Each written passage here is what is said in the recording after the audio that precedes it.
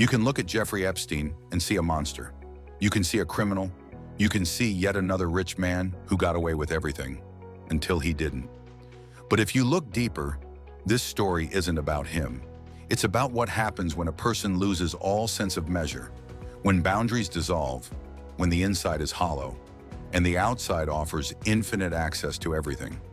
Epictetus once said, "He is free who lives as he wills, who is subject neither to compulsion, nor hindrance, nor to force, whose choices are unhampered."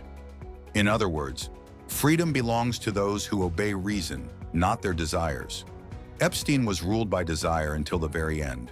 He wasn't looking for meaning, he was looking for power. Not over himself, over others. Not for truth, but for control. To feel one thing, I can do anything. But that feeling is always an illusion. You can buy planes, islands, silence, influence, but you can't buy inner stillness. You can't bribe a conscience if it's still alive. And you can't escape your own emptiness when you're the one who created it. He surrounded himself with luxury and ended up in a cell. He played God and died as a man stripped of even the most basic dignity. We live in a world that worships strength, wealth, and influence. But strength without character is rot covered in gold. Influence without wisdom is violence wearing a suit.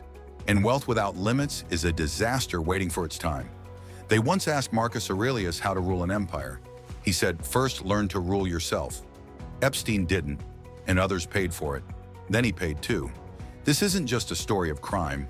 It's a story of what happens when someone chooses power over meaning, impulse over restraint, control over others instead of mastery over self.